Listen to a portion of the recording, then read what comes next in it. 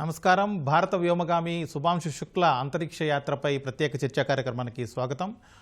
భారత వ్యోమగామి శుభాంశు శుక్లతో పాటు మరో ముగ్గురు వ్యోమగాములు అమెరికాలోని కెనడీ స్పేస్ సెంటర్ నుంచి మధ్యాహ్నం 12 గంటల 1 నిమిషానికి అంతరిక్ష యాత్రకు ప్రయాణం కాబోతున్నారు. గత నెల 29వ తేదీనే ఈ యాత్ర ప్రారంభం కావాల్సినప్పటికీ పలు కారణాలతోటి అంతరిక్ష కేంద్రంలో లీకేజీలు, అలాగే వాతావరణ పరిస్థితులు, వీటన్నింటి కారణంగా పలు దఫాలుగా వాయిదా పడుతూ వస్తుంది. ఎట్టకేలకి ఈరోజు యాత్ర మొదలు కాబోతుంది. దీనికి సంబంధించి ఈటీవీ ప్రత్యేక చర్చా కార్యక్రమం చేపట్టింది. మన చర్చలో పాల్గొన్న వాళ్ళను పరిచయం చేసుకున్న తర్వాత చర్చలోకి వెళ్దాం. డాక్టర్ గంజి వెంకటనారాయణ గారు, LVM-3 మాజీ డిప్యూటీ ప్రాజెక్ట్ డైరెక్టర్, అలాగే మూర్తి రేమిళ్ళ గారు, ఇస్రో విశ్రాంత శాస్త్రవేత్త, అలాగే మానవ సహిత అంతరిక్ష యాత్రల కోసం ఇటీవల వరకు ఇస్రోలో పనిచేశారు. అలాగే బైరిశెట్టి మల్లికార్జునరావు గారు, అంతరిక్ష వ్యవహారాల నిపుణులు. ముందుగా వెంకటనారాయణ గారు, అసలు శుభాంశు శుక్లా చేపడుతున్నటువంటి ఈ అంతరిక్ష యాత్ర విశేషాలేంటి? ఈ యాత్ర భారత్కు ఏ విధంగా ఉపయోగపడబోతోంది? నమస్కారం అండి. Thank you very much for the inviting. మనం రాకేష్ శర్మ ప్రయోగం 1984 తర్వాత 41 ఇయర్స్ తర్వాత ఈరోజు మనం వెళ్తున్నాం. అండ్ ఇది ఇంటర్నేషనల్ ప్రోగ్రామ్. ఇది మనతో పాటుగా మిగతా 2 దేశాల నుంచి కూడా ఉన్నారు, పోలాండ్ నుంచి, హంగేరీ నుంచి. And this is a game changer for the ISRO as far as ISRO is concerned, and there are lot of benefits.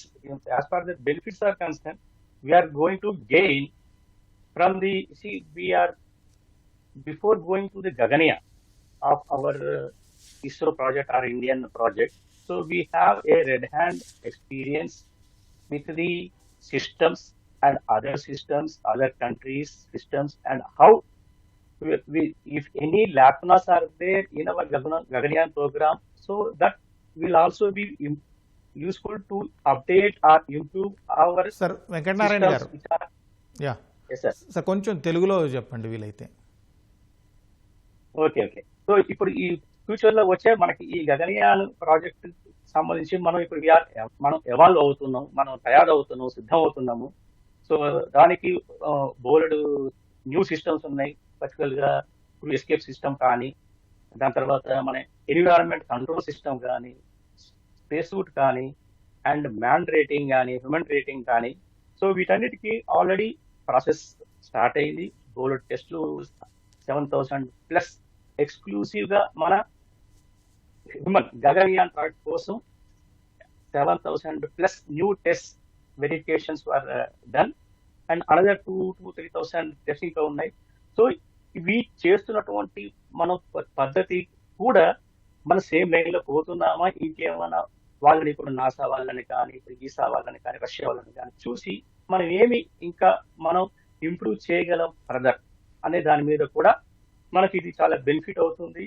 And from the Indian side we're doing our own experiments, we're planning there, and the collaboration, international collaboration also we are going to gain a lot. And the red hand, when on hand information one before our Gaganyaan project, మనం ఒక వేరే vehicle వెళ్ళి, ఇప్పుడు instead of directly from simulator నుంచి direct గా మన flight లో కాకుండా సిమ్యులేటర్ ట్రైనింగ్ నుంచి ఒక వెహికల్, నోన్ వెహికల్ వెళ్ళి ఒకసారి ట్రైనింగ్ వెళ్ళి ఆన్ రోడ్ ట్రైనింగ్ మాదిరిగా, సో ఆన్ హ్యాండ్ ట్రైనింగ్ వల్ల మనకి ఇది చాలా చాలా బెనిఫిషియల్ ఉంటుంది అని చెప్పి నాకు అభిప్రాయం. రేమిళ్ళ మూర్తి గారు, ఇప్పుడు యాక్చువల్గా ఇది గత నెల 29వ తారీఖుని యాత్ర మొదలు కావాల్సింది, పలు కారణాలతోటి వాయిదా పడుతూ వచ్చింది. ఈ ఆలస్యం కావడం అనేది, ఈ అంతరాయాలు ఏర్పడడం అనేది ఈరోజు చేపడుతున్నటువంటి యాత్ర మీద ఏమైనా ప్రభావం చూపుతుందా? అలాగే వ్యోమగాముల మానసిక స్థితి మీద ఏమైనా ఇంపాక్ట్ అయ్యే అవకాశం ఉందా? నమస్కారం అండి. ముందుగా ధన్యవాదాలు. అది ఈ గత నెల 29 అవ్వవలసింది ఈ రోజు అవ్వడం వల్ల వీళ్ళ మానసిక స్థితి మీద కానీ, వాళ్ళ ప్రయాణం మీద కానీ ఏమీ ఎఫెక్ట్ ఉండదు.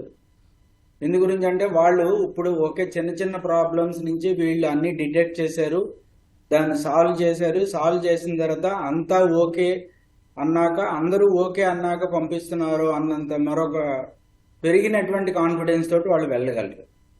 సో దాంతో వాళ్ళు వెళ్ళే ప్రయాణంలో కానీ వాళ్ళ మానసిక స్థితి మీద కానీ ఎటువంటి సమస్య ఇబ్బంది రాదండి. Okay sir. అలాగే మూర్తి గారు, 2027లో భారత్ గగన్ యాన్ మిషన్ కోసం సిద్ధమవుతుంది.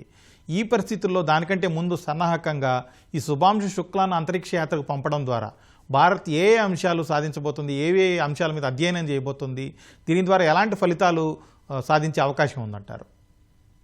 ఇది మన గగన్యాన్ ప్రాజెక్టులో ఒక అతి ముఖ్యమైన చాలా గొప్ప అరుదైన అవకాశం. ఎందు గురించి అంటే మనం ఇప్పుడు ఒక సైకిల్ నేర్చుకోవాలన్నా స్కూటర్ నేర్చుకోవాలన్నా స్లోగా వెళ్తూ ఉంటాం మనంతటి మనం. ఇది అలా కాకుండా మనం వెళ్ళబోయే గగన్యాన్ ప్రాజెక్టుకి ముందు లైవ్ ట్రైనింగ్ మన పైలట్కి ఇస్తున్నట్టుగా మన ఆస్ట్రోనాట్కి. సో ఈ శుభాంశు శుక్లా వెళ్తున్నది ఒక 14 రోజుల కోసం అయినప్పటికీ కూడా హీఈస్ వన్ అమాంగ్ ద 4, అంటే గగన్యాన్ కోసం ఎన్నుకోబడిన 4 వ్యోమగాముల్లో ఇతను ఒకడు. సో అందువల్ల అతనికి hands on experience, practical experience వస్తుంది.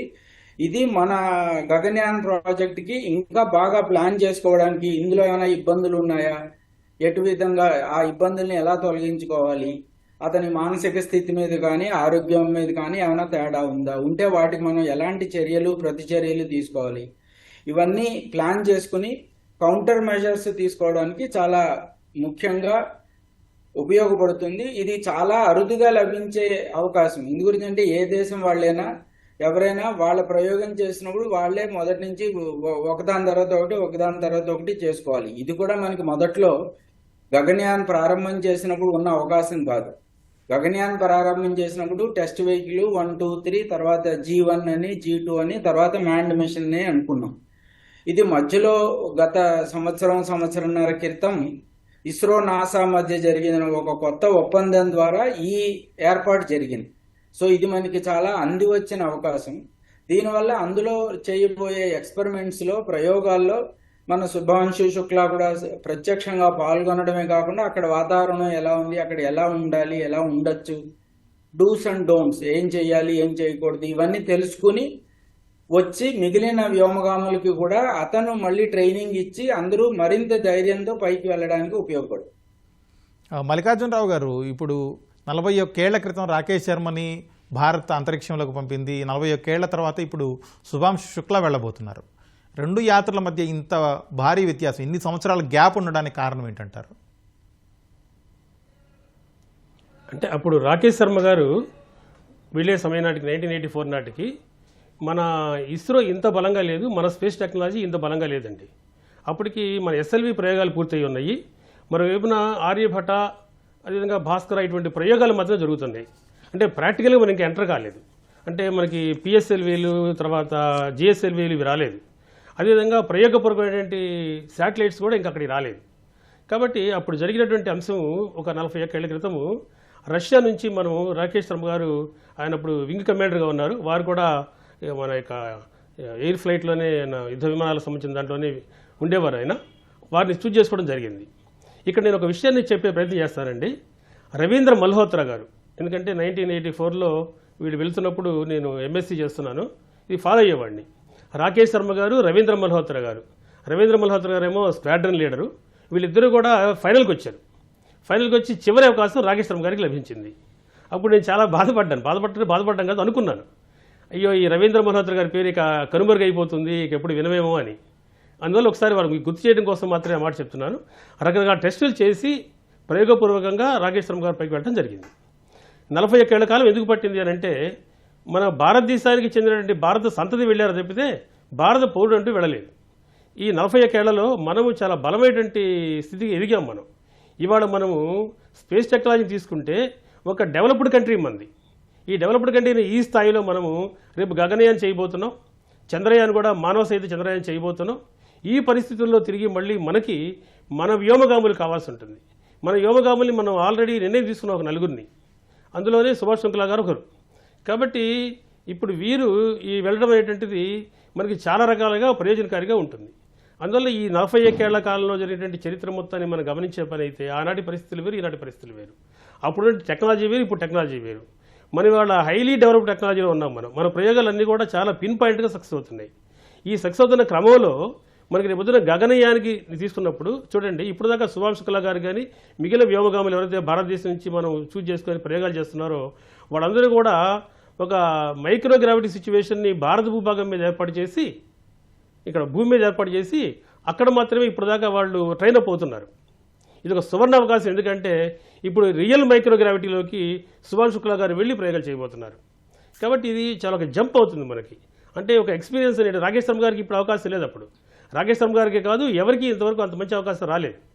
కేవలము ఒక సిచ్యువేషన్ క్రియేట్ చేసి, మైక్రోగ్రావిటీ సిచ్యువేషన్ క్రియేట్ చేసి వాళ్ళు మాత్రమే అక్కడ ట్రైనప్ అయ్యారు. కానీ ఇప్పుడు ఈయన రియల్ పిక్చర్లోకి వెళుతున్నారు. ఆయన అట్లా అది డ్రింక్ చేయటము, లేకపోతే మన భోజనం తీసుకోవటము, ఇవన్నీ కూడా రియల్గా ఎక్స్పీరియన్స్ చేయబోతున్నారు. అంతేకాదు అన్నిటినీ మించి ముఖ్యంగా ఈ ఫాల్కన్ రాకెట్లో వెళ్ళేటప్పుడు ఎటువంటి మార్పులు వస్తున్నాయి. ఒకసారి ఆ క్రూ డ్రాగన్ డిటాచ్ అయిన తర్వాత అది డాక్ అవుతుంది వెళ్ళి ఐఎస్ఎస్కి. ఆ డాకింగ్ సిస్టమ్ చాలా ఇంపార్టెంట్, చాలా ముఖ్యము. దాన్ని ఈయన ఎక్స్పీరియన్స్ చేయబోతున్నారు. దాంతోపాటు ఈయన పైలట్గా ఉన్నారు కాబట్టి ఆ ఎక్కడైతే డాక్ అవ్వబోతోందో, నాకు తెలిసి హార్మనీ అనేటువంటి ఒక పోర్టులో ఇది డాక్ అవ్వబోతోంది. ఈ డాకింగ్ ప్రక్రియ చాలా ముఖ్యమైనది. దాన్ని కూడా ఇప్పుడు ఆయన ఎక్స్పీరియన్స్ చేయబోతున్నారు. అదేవిధంగా కొన్ని ప్రయోగాలు చేయబోతున్నారు. 7 ప్రయోగాలు ఉన్నాయి, మళ్ళీ మనం చెప్పుకుందాం.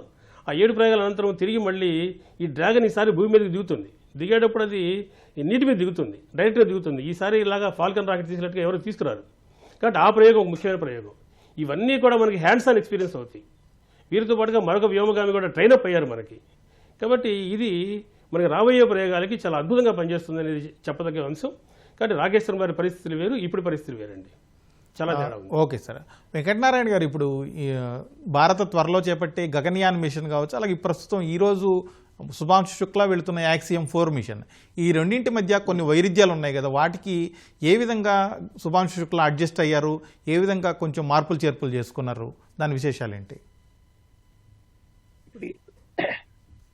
ఏ స్పేస్ సిస్టమ్ చూసినప్పటికీ మనం space flight weather it is Americans or Russians or Indians or China, their systems, their ergonomics కొద్దిగా డిఫరెన్స్ ఉంటాయి. Suppose if you take the Maruti car కానీ, హుండై కార్ కానీ, లేకపోతే BMW కార్ కానీ, చిన్న వేరియేషన్స్ ఉంటాయి. Only thing you have to get adjust.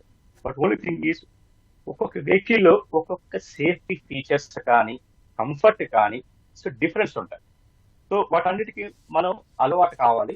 అది అలవాటు మన డిఫరెంట్ వెహికల్స్ అలవాటు అవ్వటం కూడా ఇది ఒక ప్లస్ పాయింట్ మనకి as a Indian astronaut, as a ఇంతకుముందు మన మల్లికార్జున గారు చెప్పినట్టుగా. సో ఇది hand on experience. And today Russians and NASA, they are well established as per the human space flight is concerned. And we have the golden opportunity to see those facilities, their experience and the exposure. It is actually no country will allow you this. And as the Intamu Narinata 40 years back, we report question we are nowhere in the launch vehicle technology. Just SLV-3, just we completed ASLV is on the board and just we are going to the launch pad. అటువంటి సందర్భంలో మనకు ఎవరు మనం entertain చేయాలి? Today as for as space technology is concerned, we are at par with any other countries like America, Russia. Though మనం ఎకానమీలో 4వ స్థానం ఉండొచ్చు, కానీ స్పేస్ టెక్నాలజీలో నెంబర్ 1 పొజిషన్ ఉంది. Just one more small correction to the audience. 1984లో రాకేష్ శర్మ గారితో పాటు ఉన్నటువంటి second backup astronaut was Ravish Malhotra, not Ravinder Malhotra. And ఈ రోజు కూడా మనకు శుభాంశు శుక్లాతో పాటుగా ప్రకాష్ బాలకృష్ణ నాయర్ కూడా ఒక బ్యాకప్ ఉన్నారు. ఆయన లాస్ట్ 1 month నుంచి క్వారంటైన్ లో ఉన్నారు. సో ఈ డిఫరెంట్ సిస్టమ్స్ మనం అడాప్ట్ చేసుకొని ఆ డిఫరెంట్ సిస్టమ్స్ నుంచి again we can learn so many things. What are the safety features they are following in different space agencies? ఆ విధంగా and even and launch pad activities కూడా difference గా ఉంటాయి. ఒక్కొక్క ఈవెన్ PSLV, GSL కూడా launch pad activities కూడా different గా ఉంటాయి. అదేవిధంగా ఫాల్కన్ కానీ, ఇప్పుడు నాసా స్పేస్ షటిల్ కానీ, సోయూజ్ కానీ, సో ఇవన్నీ మనకు అర్థం చేసుకోవడానికి ఏది best. And space suit, particular space suit is very important, flight suit is important, IVS suit, EVS suit. ఈ స్పేస్ సూట్ ఒక్కొక్క కంఫర్ట్ ఉంటుంది. For example you see the Russian suit and American suit and particular today Falcon suit ఇప్పుడు ఏదైతే వాళ్ళు ఇప్పుడు during the flight వాళ్ళు వాడుతుందో that is called IVI, intra vehicular activity suit లేదా ఫ్లైట్ సూట్ అని చెప్పి అంటాము. అండ్ బయట స్పేస్ బయటకు వచ్చి స్పేస్ క్యాప్సూల్ నుంచి స్పేస్ లోపల స్పేస్ వాక్ చేసేది white colour space suit. So that is different animal altogether. So వీటి యొక్క కంఫర్ట్, అడ్వాంటేజెస్ అండ్ ఇవన్నీ మనకు తెలుస్తాయి. So these are the main advantages we get from this mission of AX4 and to the Gaganyaan. Please. Okay sir.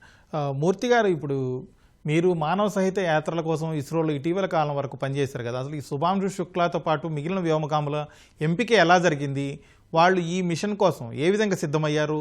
రష్యాలో కూడా వీళ్ళు తర్ఫీదు పొందారు కదా, ఆ శిక్షణ ఎలా ఉండింది?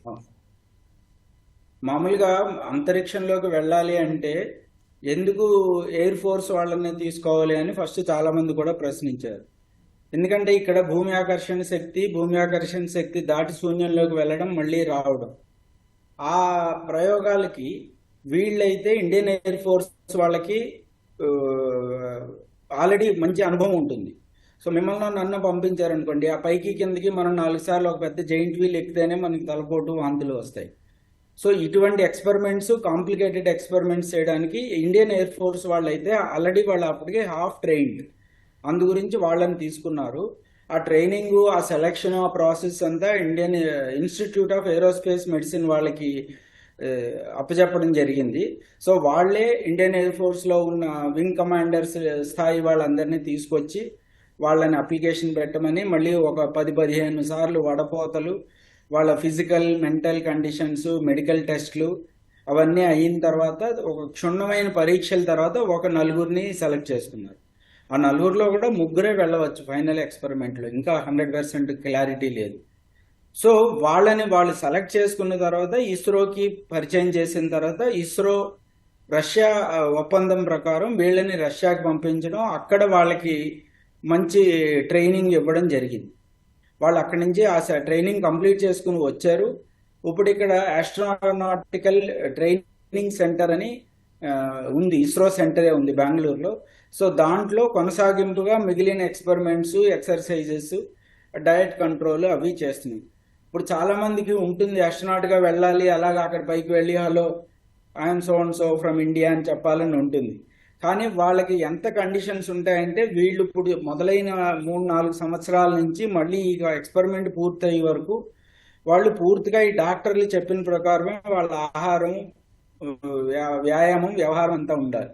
వాళ్ళకి తోచినట్టుగా నేను వెళ్ళి పానీపూరి తింటాను, ఇది తింటాను, అది తింటాను అంటే కుదరదు. అంత స్ట్రిక్ట్ కండిషన్స్లో వాళ్ళ వెయిట్, వాళ్ళ హైటు, తగినటువంటి వెయిట్, మిగిలిన ఆహార కండిషన్స్, వ్యవహార కండిషన్స్ ఇవన్నీ డాక్టర్లు చెప్పినట్టు ప్రకారంగా వీళ్ళు నడిపించుకుంటూ రావాలి. అలా వచ్చిన తర్వాత ఇప్పుడు గ్రౌండ్లో సిమ్యులేషన్స్, ఎక్కడ ఈ టచ్ ప్యాడ్ స్క్రీన్ ఎలా ఆపరేట్ చేయాలి, ఎమర్జెన్సీ ఆపరేషన్స్ ఏంటి, ఎమర్జెన్సీ 1 వస్తే ఆపరేషన్ సొల్యూషన్ 1 ఏంటి, ఎమర్జెన్సీ 2 వస్తే సొల్యూషన్ ఏమిటి, ఈ టైప్ ఆఫ్ ఎక్స్పెరిమెంట్స్, సిమ్యులేషన్స్ అవన్నీ జరుగుతున్నాయి. కానీ ఇవన్నీ ఎంత చేసినా మనం కంప్యూటర్లో కూర్చుని ఎయిర్ క్రాఫ్ట్ నడిపించినట్టే. బట్ ఇప్పుడు శుభాంశు శుక్లాకి వచ్చిన అదృష్టం ఏంటంటే నిజం ఫ్లైట్లో నిజంగా ఇంటర్నేషనల్ స్పేస్ స్టేషన్కి వెళ్ళి ప్రత్యక్షమైన అనుభవం సంపాదించి వస్తున్నాడు. సో అది చాలా అరుదుగా లభించే అవకాశం. He is lucky and Bharat also is lucky. Mallikarjunarao గారు, ఇప్పుడు ఇంతకుముందు మీరు మాట్లాడుతున్నారు 7 అంశాలపై అధ్యయనం చేయబోతున్నాడు శుభాంశు శుక్ల అంతరిక్ష కేంద్రంలో అన్నారు. ఏ అంశాలవి, ఏ విధమైన అధ్యయనం చేయబోతున్నారు ఆయన? అంటే మొదటగా నేను వెంకటనారాయణ గారికి నా థ్యాంక్స్ చెప్పుకోవాలి. పేరు రవీష్ మల్హోత్రా అని ఆయన చాలా చెప్పారు. ఒకసారి నేను తర్వాత వెరిఫై చేసుకుంటాను దాన్ని. ఎనివే, ఒక 7 ప్రయోగాలని, అంటే మొత్తం 60 ప్రయోగాలు ఉన్నాయండి దీంట్లో. ఈ 60 ప్రయోగాలలో ఒక 7 ప్రయోగాలు భారతదేశానికి చెందినవి. భారతదేశానికి చెందినటువంటి ఇన్స్టిట్యూట్స్ అనమాట, national institute of stem cell technology and medicine అనేటువంటి ఒక సంస్థ. అది మజిల్ ఎట్రోపీ మీద టెస్ట్ చేయబోతుందండి. మజిల్ ఎట్రోపీ అంటే కండరాలు పైకి వెళ్ళినప్పుడు వీక్ అవుతాయి. ఎందుకు వీక్ అవుతాయి అంటే అక్కడ మైక్రోగ్రావిటీ సిచ్యువేషన్ ఉంటుంది. కాబట్టి ఇక్కడలాగా ఎక్కువ మనకి భూమి ఆకర్షణ శక్తి ఉండదు. ఇక్కడైతే కండరాలు గట్టిగా ఉంటాయి. పైకి వెళ్ళినప్పుడు అంత అక్కర్లేదు. అందువల్ల ఏమవుతుందంటే అది లూజ్ అవుతాయి. అది మజిల్ ఎట్రపీ అంటాం. దాని మీద ఆ సంస్థ ప్రయోగాలు చేయబోతోంది. ఈ స్టెమ్ సెల్ సంబంధించింది కాబట్టి అది ఒక సరిపోయే అంశం. అదేవిధంగా మన యొక్క Indian institute of science and technology వాళ్ళు అలాగే కేరళ అగ్రికల్చర్ యూనివర్సిటీ కలిసి సంయుక్తంగా ఒక 2 ప్రయోగాలు చేయబోతున్నారు. అందులో పంటలకు సంబంధించి ఒక రకమైన పంటల్ని ఒక 6 పంటలు తీసుకొని వాటిని అక్కడ జెర్మినేషన్ చేపిస్తారు. అంటే విత్తనాలని మొలకెత్తి చేసి చూస్తారు. వాటిని భూమి మీద తెచ్చి వాటితో ఇక్కడ వ్యవసాయం పనులు అంటే వాటి యొక్క మొక్కలు ఎట్లా పెరుగుతాయి, ఏమిటి, లాంగ్ టర్మ్లో ఏం జరుగుతుంది అని చూడబోతున్నారు. అదేవిధంగా కొన్ని ఆహార పంటలు, ఈ పెసలు, మెంతులు ఇటువంటి వాటిని అక్కడ ఎలా పండుతాయి అనేదాన్ని వాళ్ళు టెస్ట్ చేయబోతున్నారు. ఇవి మరొక 2 అండి. ఇది కాకుండా మనకి ఇప్పుడు టార్డీగ్రామ్ అనే ఒక ప్రయోగము. అందులో ఏంటంటే ఇక్కడ నుంచి మనకి కొంత బ్యాక్టీరియాని తీసుకుని వెళ్ళి మనకి దానికి ఒక వాటర్ బేర్ అనే పేరు కూడా ఏదో పెట్టారు. అది వాటర్ బేర్ నిజంగా పేరు. అది అక్కడికి వెళ్ళిన తర్వాత అక్కడ వాతావరణానికి ఏ రకంగా మార్పులు చెందుతుంది. ఎందుకంటే ఈ వాటర్ బేర్కి వాతావరణానికి అనుకూలంగా మారేటువంటి ఒక వ్యవస్థ ఆల్రెడీ ఉన్నది భూమి మీద. ఇది మైక్రోగ్రావిటీకి వెళ్తే ఏం జరుగుతుంది, అట్లాంటి వాటిని ఆ ప్రయోగం చేయబోతున్నారు. దాంతోపాటుగా అండి ప్రధానంగా ఈ కంప్యూటర్ని వాడేటప్పుడు, ఇది స్పేస్లో ఉన్నప్పుడు కంప్యూటర్ని వాడేటప్పుడు మన యొక్క ఐస్ రొటేషన్స్ ఎట్లా ఉంటాయి, మనకి మానసిక స్థితి ఏదన్నా మారేటువంటి అవకాశం ఉందా, ఉంటే ఎలా ఉంటుంది అంటే రాబోయే రోజుల్లో ప్రయోగాల కోసం ఇది పనికొస్తుంది అనమాట. ఇది ఒక ప్రయోగాన్ని చేయబోతున్నాం. కాబట్టి ఇటువంటి ప్రయోగాలు భారతదేశానికి చెందినటువంటి వ్యవస్థలు దాంతోపాటుగా కలుస్తున్నాయి. కాబట్టి జెనెటిక్స్ సంబంధించి ఈ ప్రయోగాల వల్ల ఏం జరుగుతుంది అంటే మన యొక్క సంస్థలు ఏవవుతున్నాయో భారతదేశం చెందిన సంస్థలు ఇవి ఇన్వాల్వ్ అవుతున్నాయి. కాబట్టి 7 ప్రయోగాలు కూడా మనకి విజయవంతం అవుతాయి, అనుమానమే లేదు. దీనికి సంబంధించిన అన్ని రకాల సరంజామాన్ని తీసుకెళ్ళడం జరిగింది. సుభాన్ శుక్లా గారు అక్కడ ఉండి వీటిని ప్రత్యక్షంగా పర్యవేక్షిస్తారు. ఇస్రో విశ్రాంత అసోసియేట్ డైరెక్టర్ వి శేషగిరిరావు గారు కూడా మనతో చర్చలో జాయిన్ అయ్యారు. శేషగిరిరావు గారు, ఇప్పుడు ఈ శుభాంశు శుక్లా చేపడుతున్నటువంటి ఈ యాక్సియం 4 మిషన్ ద్వారా భారత్ చాలా ఖర్చు చేస్తుంది. ఇది రిపోర్ట్స్ ప్రకారం దాదాపు 550 కోట్ల పైగా ఖర్చు చేస్తున్నట్లుగా తెలుస్తుంది. అలాగే తర్వాత 2027లో చేపట్టే గగన్యాన్ మిషన్కు సన్నాహకంగా ఇప్పుడు యాత్ర చేస్తున్నారు. దానికోసం కూడా పెద్ద ఎత్తున ఖర్చు చేసే అవకాశం ఉంది. ఇంత ఖర్చు పెట్టి చేసి ఈ యాత్రల వల్ల భారతదేశానికి, ముఖ్యంగా సామాన్య ప్రజలకు ఎలాంటి ప్రయోజనం చేకూరే అవకాశం ఉంది? అందరికీ నమస్కారం అండి. ఇది భారతీయ అంతరిక్ష పరిశోధనా సంస్థకి, ముఖ్యంగా భారతదేశానికి అతి ప్రతిష్టాత్మకమైనటువంటి ప్రయోగం అని చెప్పుకోవాలి. కారణం ఏంటంటే మనం గగనయాన్ అని స్టార్ట్ చేసిన తర్వాత ఏ రోదసి యాత్రికులను తీసుకెళ్లాలన్నా కూడా ముందు ఏ రాకెట్ ద్వారా అయితే తీసుకువెళ్తామో రోదసి యాత్రికుల్ని అది హ్యూమన్ రేటింగ్కు పనికొచ్చేట్టుగా చేయాలి. హ్యూమన్ రేటింగ్కి పనికి రావటం అంటే దాని రిలయబిలిటీ దాదాపు 99.9% ఉండాలి. మనం ఎయిర్క్రాఫ్ట్లో పయనిస్తున్నట్లయితే ఎంత రిలయబిలిటీ ఉంటుందో అలాగే రాకెట్లో వ్యోమగాములను తీసుకెళ్తున్నా కూడా అంతే రిలయబిలిటీ ఉండాలి. ఆ రిలయబిలిటీ కోసం అని చెప్పి ఈ రాకెట్లో ఉన్నటువంటి ఘన ఇంధన మోటార్స్ కానీ, ద్రవ ఇంధన మోటార్స్ కానీ, ఆ తర్వాత క్రయోజెనిక్ మోటార్స్ కానీ, ఈ మూడింటిని మనం మానవులను తీసుకెళ్ళడానికి వీలుగా హ్యూమన్ రేటింగ్కి అనుగుణంగా మార్చుకున్నాం. దాంతోపాటు మరి ఈ వ్యోమగామం తీసుకెళ్ళడానికి ఒక క్యాప్సూల్ అంటూ కావాలి. ఆ క్యాప్సూల్ కూడా దాదాపు 3 లేకపోతే 4 తీసుకెళ్లే విధంగా తయారు చేసి రెడీగా పెట్టుకున్నారు. ఇవన్నీ తయారు చేయటంలోనే సరిపోదు. మనం ముఖ్యంగా ఏం చేయాలంటే మనం అనుకున్నటువంటి రాకెట్ని, ఆ తర్వాత ఈ క్యాప్సూల్ని మానవరహితంగా 1-2 సార్లు ప్రయోగించి చూడాలన్నమాట. ఈ మానవరహితంగా 1-2 సార్లు ప్రయోగించి చూసినప్పుడు ఏమవుతుంది అంటే అన్ని వ్యవస్థలు సవ్యంగా పనిచేస్తున్నాయా లేవా అనేది మనకు తెలుస్తుందన్నమాట. ఈలోపు ఈ సురక్షితంగా మానవులను తీసుకురావాలి. ఈ తీసుకువెళ్ళటానికి మానవుల్ని ఈ క్యాప్సూల్లో పెట్టి రాకెట్ పైభాగాన్ని అమర్చి తీసుకువెళ్ళేటప్పుడు మధ్యంతరంగా ఏదైనా ఎమర్జెన్సీ వచ్చినప్పుడు ఏ విధంగా అయితే ఫైటర్ ఎయిర్ క్రాఫ్ట్స్లో పైలట్ ఏదన్నా ఎమర్జెన్సీ వచ్చినప్పుడు తను ఇజెక్ట్ అయిపోయి వేరే చోట ల్యాండ్ అవుతాడో, అదేవిధంగా రాకెట్ ద్వారా పయనింపబడుతున్నటువంటి వ్యోమగాములను కూడా ఎటువంటి ఎమర్జెన్సీ వచ్చినా కూడా వాళ్ళు విడిపోయి వేరే చోట ల్యాండ్ అవటానికి అబార్ట్ టెస్ట్లను ఉంటారు. ఆ అబార్ట్ టెస్టులు చేయాలి. అది 2 దశలు ఉంటాయి. ఒకటి ప్రథమ దశలోను, ఆ తర్వాత కొంత దూరం వెళ్ళిన తర్వాత 2వ దశలోను. ఈ 2 దశల్లోనూ అబార్ట్ టెస్టులు చేయాలి. మరి అంతరిక్ష పరిశోధనా సంస్థ మరి అబార్ట్ టెస్టులు కూడా చేసింది. ఆ తర్వాత ఈ యొక్క క్యాప్సుల్ని ఆర్బిట్లో ఒక 4-5 రోజులు కానీ వారం రోజులు కానీ పరిభ్రమించిన తర్వాత క్రిందకి తీసుకురావాలి. ఈ క్రిందకి తీసుకురావటానికి బిగినింగ్లో ఏం చేస్తారంటే వెలాసిటీ తగ్గించడానికి డీబూస్ట్ ఫేజ్ అంటారు. ఆ డీబూస్ట్ ఫేజ్లో వెలాసిటీ తగ్గించి ఆ తర్వాత ఒక దాదాపు 3 కిలోమీటర్ల ఎత్తు 4 కిలోమీటర్ల ఎత్తులో ఉన్నప్పుడు డ్రాగ్ పారాచూట్లు తెరుచుకుంటాయి, మెయిన్ పారాచూట్లు తెరుచుకుంటాయి. ఆ తర్వాత 1 కిలోమీటర్ దగ్గర డ్రాగ్ పారాచూట్లు తెరుచుకుంటాయి. ఆ తర్వాత క్రమేణా వేగం తగ్గుకుంటూ వచ్చి సముద్రంలో ఫ్లాష్ అవుతుందన్నమాట. ఫ్లాష్ అయినప్పుడు తేలుతుంది. ఆ చుట్టుపక్కల ఉన్నటువంటి నౌకలు దగ్గరకు వెళ్ళి వీళ్ళని ఆ క్యాప్సుల్ని మరి నౌక మీద తీసుకొచ్చి వ్యోమగాములను బయటికి తీసుకురావాలి. ఈ టెస్టులు కూడా అయినాయి. వ్యోమగాములు లేకుండా క్యాప్సుల్ని డ్రాప్ చేయటం. మనకు అంతకుముందు 2014లో satellite recovery experiment crew module లాంటిది ఒక శాటిలైట్ దాకా తయారు చేసి దాన్ని వారం రోజులు పరిభ్రమింపజేసి బంగాళాఖాతంలో ల్యాండ్ అయిన తర్వాత మనం రికవరీ చేసుకున్నాం. ఆ విధంగానూ చేస్తున్నాం. తర్వాత ఇంకొకటి ఏంటంటే ఈ క్రూ మాడ్యూల్ ఒంటరిగా అంటే ఆ ఉన్న మాడ్యూల్లో ఉన్న ముగ్గురితో కలిపి మరి 24 గంటలు వారం రోజులు ఉంటే 14 రోజులు ఉంటే అన్ని రోజులు గడపడానికి వీలుగా, ఆ తర్వాత అక్కడ పరిశీలించవలసినటువంటి ఆ డిస్ప్లేస్కి అనుగుణంగా ఎలా మలుచుకోవాలి, మరి ఈ ఒంటరితనం ఎలా చూసుకోవాలి, అటన్నిటికీ మనం ఏం చేస్తామంటే ఐసోలేషన్ టెస్ట్ అని ఉంటుంది. ఈ క్రూ మాడ్యూల్ని మనకు గుర్తుండే ఉంటుంది, లడక్ లాంటి ఒక ఐసోలేషన్ ప్లేస్లో పెట్టి దాంట్లో మరి ఈ యాక్చువల్గా ఈ గగనయాత్రికులను ఉంచి ఈ ఎన్ని రోజులు కావాల్సి వస్తే అన్ని రోజులు ఒక ఐసోలేషన్ లాగాను, ఆ తర్వాత దాంతో పరికరాలతో మన సౌకర్యవంతమైన ఇంటర్ఫేస్ వచ్చే విధంగాను ఇన్ని రకాలుగా టెస్ట్ చేస్తున్నాం. ఇవన్నీ ఒకదాని పక్కన ఒకటి మీరు రాసుకుని చూసుకున్నట్టయితే ఒక్క మనిషిని రోదసిలోకి ప్రవేశపెట్టి ఆ అనుభవం తప్ప అన్నీ ఉన్నాయి.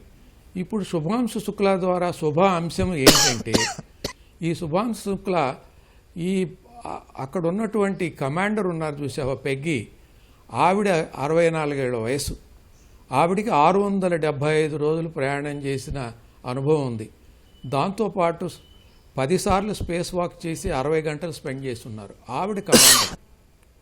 ఆ కమాండర్తో పాటు ఈయన పైలట్. సో ఈ పైలట్ కమాండర్ జోడీగా వ్యవహరిస్తూ ఈ డ్రాగన్ ఫ్లైట్లో గనక 14 రోజులు అనుభవం సంపాదించినట్టయితే మనం ఖర్చు పెట్టే మనీ కన్నా కూడా మనకొచ్చే అనుభవం మిగతా గగనయాత్రికులకి తర్ఫీదునిచ్చి వాళ్ళను కూడా శుభాంశు శుక్లా అంత అనుభవజ్ఞులుగా తయారు చేయడానికి పనికొస్తుందన్నమాట. ఇది అత్యంత తక్కువ సమయంలో మనకి లభిస్తోంది. అది మనమే ఇటువంటి అనుభవాన్ని చేకూర్చుకోవాలంటే 2 మానవ రహిత ప్రయోగాలు చేయాలి, ఆ తర్వాత మానవ సహిత ప్రయోగం చేయాలి. అప్పుడు కానీ అనుభవం రాదు. ఈ అనుభవంతో పాటు అనేక ప్రయోగాలు చేస్తారు. ఈ ప్రయోగాలు చేసేప్పుడు మైక్రోగ్రావిటీలో ఎలా సంచరించాలి, ఆ సంచరించేప్పుడు ఈ ప్రయోగాలను ఎలా మానిటర్ చేసుకోవాలి అనేది ఒక అనుభవం. యాక్సియం 4 కనుక తీసుకున్నట్టయితే ఈ యాక్సియం అనేవాళ్ళు మొట్టమొదట ఎలా స్టార్ట్ చేశారు అంటే వీళ్ళు స్పేస్ ఎక్స్లో డ్రాగన్కి కాంట్రాక్ట్ ఉంది. అంటే అలాన్ మస్క్ వాళ్ళ స్టార్లింక్స్ శాటిలైట్స్ చేస్తున్నారు కాబట్టి వీళ్లతో కాంట్రాక్ట్ ఉంది. నాసా వాళ్లతో కూడా కాంట్రాక్ట్ ఉంది. వీళ్ళు శుభాంశు శుక్లాయే కాదు, ఎవరైనా ఒక యాత్రికుడు మరి ఇంటర్నేషనల్ స్పేస్ స్టేషన్లోకి వెళ్ళి ఒక వారం రోజులు తిరిగి రావాలంటే ఈ సీటుకి ఇంత అని చెప్పి వాళ్ళ వెబ్సైట్లో ఒక రేట్ పెట్టారు. ఎవరైనా బుక్ చేసుకోవచ్చు. వాళ్లే ట్రైనింగ్ ఇస్తారు, వాళ్లే తీసుకువెళతారు, వాళ్లే పరిభ్రమింపజేస్తారు, వాళ్లే తీసుకొచ్చి మళ్ళీ మీరు ఎక్కడ కావాలంటే అక్కడ దింపుతారు. ఇది ఒక రకమైన టూరిజంకి అడ్వాన్స్డ్ అనమాట. టూరిజం వాళ్ళు కొంతమంది ఏం చేస్తారంటే పైదాకా తీసుకువెళ్ళి జీరో గ్రావిటీ అనుభవం అయిన తర్వాత వెంటనే తీసుకొస్తారు గంటన్నరలో. 5 నిమిషాలు 10 నిమిషాలు మీకు జీరో గ్రావిటీ అనుభవం వస్తుంది. వీళ్ళు అలా కాదు, దాదాపు 10 రోజులు కానీ 14 రోజులు కానీ పరిభ్రమింపజేస్తారు. అదే కాకుండా మీరు ఏదైనా ఒక ఎక్స్పెరిమెంట్ చేయాలి అంటే మనుషులే వెళ్ళక్కర్లేదు. మీరు ఒక ఎక్స్పెరిమెంట్ తయారు చేసి ఈ ఎక్స్పెరిమెంట్ మేము ఐఎస్ఎస్లో టెస్ట్ చేయదలుచుకున్నాము అంటే ఈ యాక్సియం వాళ్ళ ఎక్స్పెరిమెంట్ని తీసుకుని వాళ్లే టెస్ట్ చేసి డేటా ఎవరైతే ఇన్వెస్టిగేటర్ ఉంటారో ప్రిన్సిపల్ ఇన్వెస్టిగేటర్కి వాళ్ళకి ఇస్తారనమాట. ఆ విధంగా మన ఇప్పుడు ఈ గగనయాత్రికులు 4 ఉన్నా కూడా, సుభాన్ శుక్లాతో పాటు 3 ఉన్నారు, ఈ 4 ఉన్నా కూడా 30 దేశాలకు సంబంధించినటువంటి 60 ఎక్స్పెరిమెంట్లు తీసుకెళ్తున్నారు వీళ్ళు. ఈ 60 ఎక్స్పెరిమెంట్లు అక్కడ కంప్లీట్ చేస్తారనమాట. ఇది ఇటువంటి అనుభవం రావటం అనేది ఒక ప్రత్యేకమైనటువంటి విషయం అన్నమాట. ఈ అనుభవం రావటం కోసం భారత ప్రభుత్వం అంతరిక్ష పరిశోధన సంస్థ చేస్తున్న యొక్క ప్రయత్నాలు ఎంతైనా అభినందించదగ్గవన్నమాట. ఇంత విషయం ఉంది ఇందులో. కాబట్టి మనకు వచ్చే విజ్ఞానం ఈ యొక్క ఎక్స్పెరిమెంట్స్ కండక్ట్ చేయటం అనేటువంటి అనుభవం వీటి వెలకట్లేదన్నమాట. ఇది మనం దృష్టిలో పెట్టుకోవాలి. Okay sir. వెంకటనారాయణ గారు, ఇప్పటివరకు భారత్ చేసినటువంటి అంతరిక్ష ప్రయోగాల ద్వారా ఎలాంటి పరిజ్ఞానాన్ని భారత్ సాధించగలిగింది, అది ప్రజలకు ఏ విధంగా ఉపయోగపడుతుంది? ఇప్పుడు లాస్ట్ 1963లో మనం ఇండియన్ స్పేస్ ప్రోగ్రామ్ స్టార్ట్ అయినా సరే, so SLV ASLV learning and experience అయిన తర్వాత ఆపరేషన్ సాటిలైట్స్ యాక్చువల్గా 1990 పిఎస్ఎల్వి ద్వారా మనం మొదలుపెట్టాం. And PSLV, GSLV and LVM-3 rocket ద్వారా మనం అనేక రకాలైనటువంటి సాటిలైట్స్ పంపించాం. లో ఎర్త్ ఆర్బిట్ లో కానీ, లేకపోతే జియో స్టేషనరీ ఆర్బిట్ లో కానీ. సో వీటి వల్ల మనం ఎర్త్ అబ్జర్వేషన్ సాటిలైట్స్ ని and for the communication and TV broadcasting కి అండ్ వెదర్ వాటి కోసం మనం పంపించాం. So if you look back, there are large number of benefits India gain. If I today satellites, without satellite technology and without satellite help, so actually the life stands still. So that our stage you need mobile, what we are getting mobile and data, your ATM transactions, and the particularly for fisheries. The fishery department actually we brought a blue revolution in the country, and if you see our satellites, they give the information to the each ప్రతి ఒక్క fishermen కి information ఇస్తారు. ఎక్కడ మీకు చేపలు బాగా దొరుకుతాయి, ఎక్కడ ఉన్నాయి, సో మీరు నేరుగా అక్కడికి వెళ్తే వాళ్ళ చోటుకి వెళ్తే మీకు దొరుకుతాయి. అండ్ వాళ్ళకి బోట్ కి వాళ్ళకి ఒక instrument directly connected to satellite and it is link to their mobile phone. And మీరు సముద్రంలో లోపలికి వెళ్ళిన తర్వాత మీకు టవర్ అందుబాటులో ఉండకపోవచ్చు, కానీ మీకు సాటిలైట్ డాటా వస్తుంది. సో దీనివల్ల ఏంటంటే ఈ ఫిషర్మెన్స్ ఏదైతే వాళ్ళు సముద్రంలోకి వెళ్తున్నారో వాళ్ళు ఎంటీ హ్యాండ్గా, ఖాళీ చేతులుగా తిరిగి రాకుండా మంచి క్యాచ్ తోటి వాళ్ళు తిరిగి వస్తున్నారు. దీనివల్ల 2 advantages. One is they are getting the profit and they are saving the fuel. Because ఒక్కోసారి ఖాళీ చేతిగా తిరిగి వచ్చేసరికి ఏమవుతుంది, ఫ్యూయల్ వేస్ట్ అవుతుంది. And it is estimated that every year the fuel saving from the fishery board in India is about 18,000 to 20,000 crores annually, just for the fuel saving. If you compare this one with the ISRO budget of this year, 13,400 crores only.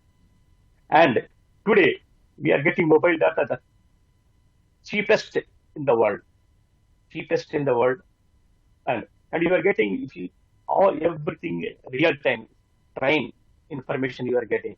So and weather communication, weather. Okay, you see మనకు 1977 లో దివిసీమ మనకు తుఫాన్ వచ్చింది, పెను.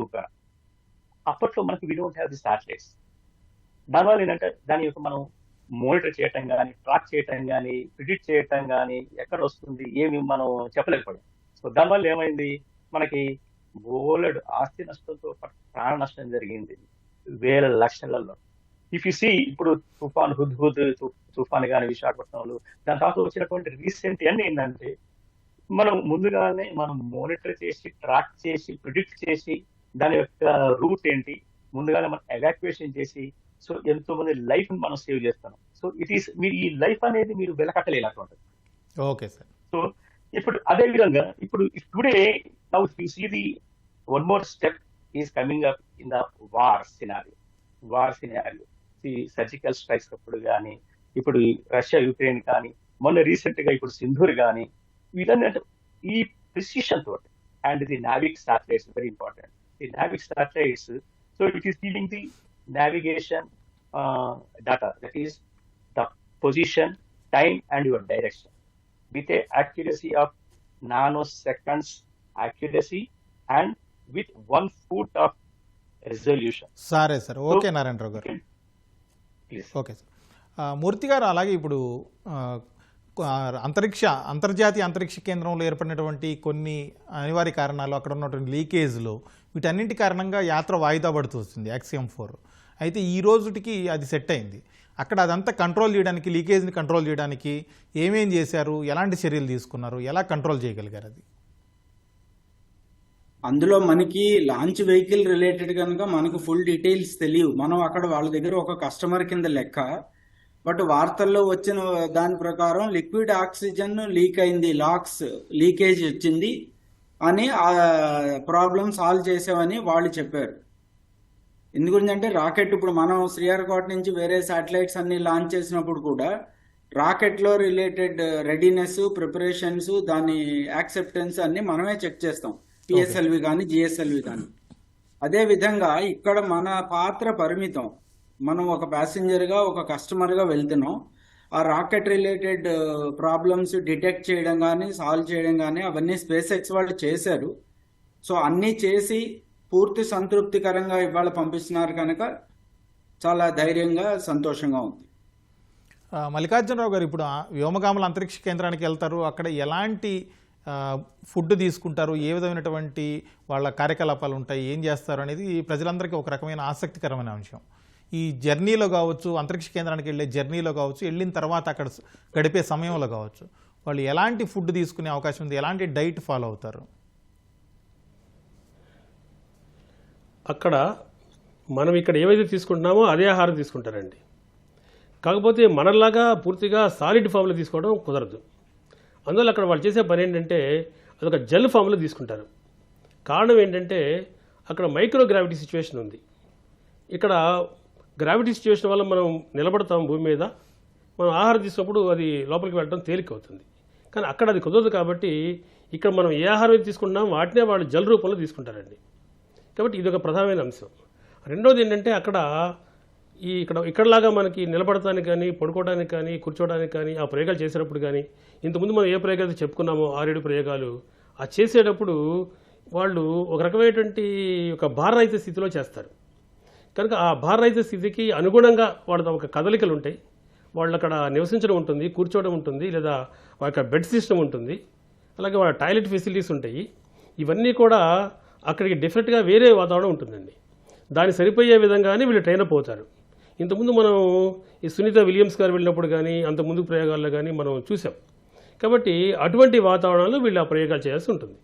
అందువల్ల ఆహారం కానీ ఏదైనా కానీ అది ఇక్కడ మన ఆహారం ఉంటుంది, అక్కడ అనుమానం లేదు.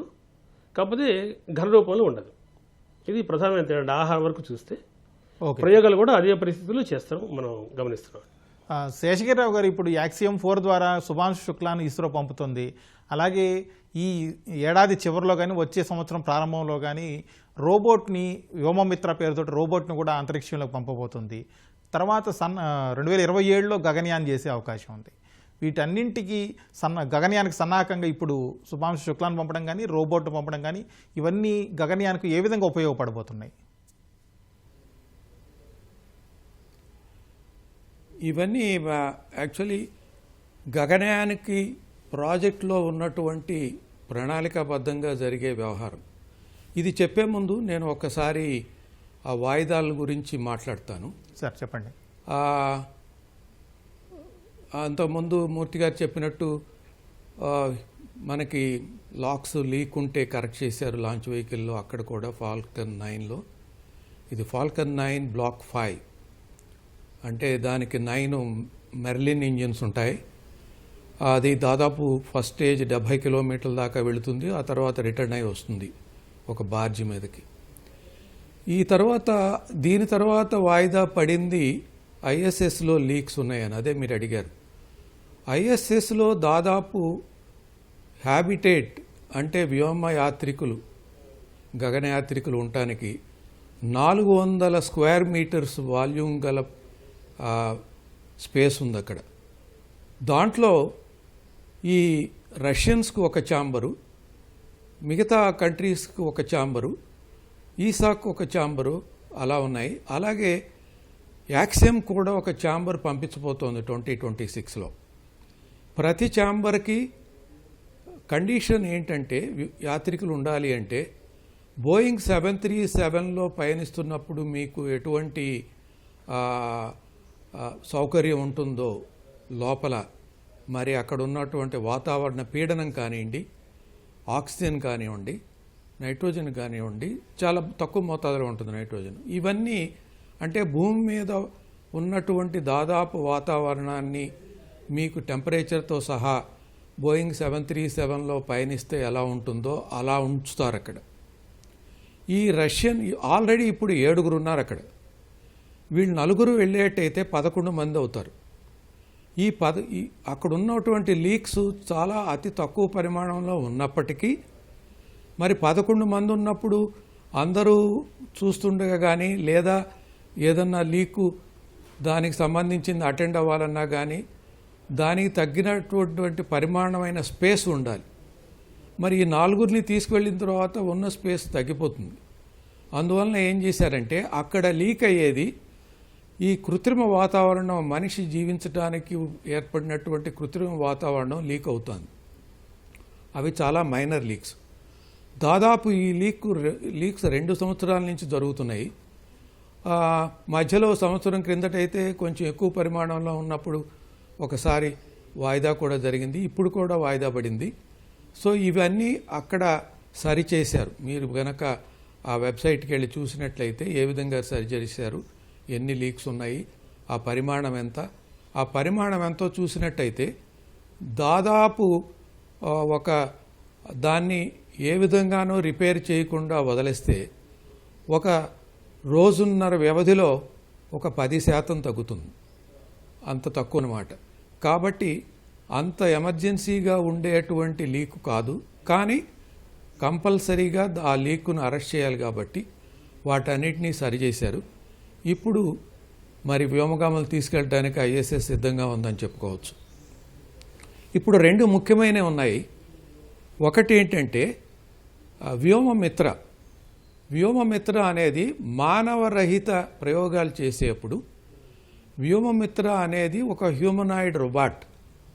హ్యూమనాయిడ్ రోబాట్ అంటే దానికి ఎటువంటి పరికరాలు అమరుస్తారు అంటే మరి హార్ట్ బీట్ రిథమ్ కానివ్వండి, బాడీ టెంపరేచర్ కానివ్వండి, లేదా ఆ వాటికి సంబంధించిన కెమెరా దృష్టి కానివ్వండి, ఆ దాంట్లో ఉంచినటువంటి ఆర్టిఫిషియల్ ఇంటెలిజెన్స్ సాఫ్ట్వేర్ కాంపోనెంట్ కానివ్వండి, ఆ విధంగా మనిషికి ఎటువంటి అక్కడ సెన్సర్స్ అమరుస్తారో వ్యోమమిత్రకు కూడా అటువంటి సెన్సర్సే అమరుస్తారు. ఈ వ్యోమమిత్ర ఒక ప్రామాణికంగా ఎంత హైట్ ఉండాలి, ఎంత బరువు ఉండాలి అనేది చూసినట్టయితే మీకు ఈ 4 వ్యోమగాములు ఉన్నారు కదా, భారతదేశం పంపించే 4 వ్యోమగాముల్లో యావరేజ్గా ఆప్టిమల్గా ఒక వ్యక్తికి సంబంధించినవి తీసుకుని అక్కడ ఉన్నటువంటి సీటు కానివ్వండి, వేసుకునే సూటు కానివ్వండి, లేదా ఆక్సిజన్ పరిమాణం కానివ్వండి, ఒకవేళ ఆ వ్యోమమిత్ర కుర్చీలో కూర్చున్నప్పుడు వివిధ రకాల ప్రయోగాలు చేయటానికి ఆ సీటు ఏ విధంగా కదులుతోంది, దానికి కమాండ్స్ ఇవ్వటం కానివ్వండి, ఆహారం తీసుకోవటానికి ర్యాక్స్లో పెట్టినటువంటి ప్యాకెట్స్ అందుకుని ఎంత సులువుగా తీసుకోగలుగుతోంది, మళ్ళీ అక్కడ పెట్టేయటానికి వీలవుతోంది, ఇవన్నీ మానవుడిని పంపించకుండా చేయటానికి వీలవుతుందన్నమాట. ఇటువంటివి చేయటం వలన దాదాపు శుభాంశు శుక్లాకు వచ్చినటువంటి అనుభవం ఒక వ్యోమమిత్ర ద్వారా సంపాదించగలుగుతాం. అది ఏ విధంగా అంటే ఇప్పుడు వ్యోమగామికి స్పేస్ సూట్తో పాటు దాదాపు 20 నుంచి 25 పైగా సెన్సర్లు అమరుస్తారు. సో ఆ 25 సెన్సర్లు ఉంటాయి, స్పేస్ సూట్ ఉంటుంది. ఈ రెండింటి నుంచి వచ్చిన డేటాని ఒక ఆర్టిఫిషియల్ ఇంటెలిజెన్స్తో ఏర్పడినటువంటి ఒక మానిటరింగ్ స్టేషన్కి ఇస్తారు. ఈ మానిటరింగ్ స్టేషన్ మనిషి ఉన్నట్టుగానే పనిచేసి ఈ వారం రోజులు మానవరహిత వ్యోమమిత్ర పరిభ్రమించినప్పుడు అంతా సౌకర్యంగా ఉందా లేదా చూసుకోవడానికి వీలవుతుందన్నమాట. ఒకవేళ ఏదైనా సౌకర్యంగా లేకపోతే అది వ్యోమమిత్ర పరిభ్రమిస్తున్నప్పుడే కరెక్ట్ చేయడానికి వీలవుతుందో లేదో అని చూడటానికి వీలవుతుంది. దీంతోపాటు ఇప్పుడు వేరే ఇంకొకటి ఉందన్నమాట. ఏంటంటే ఒక ప్రత్యేకమైనటువంటి సాఫ్ట్వేర్ ఇస్తున్నారు. ఎవరికి మనం మానవరహిత ప్రయోగాలు చేసేప్పుడు ఒక ప్రత్యేకమైన సాఫ్ట్వేర్, స్వచ్ ఆ టైప్ సాఫ్ట్వేర్ ఇస్తారు.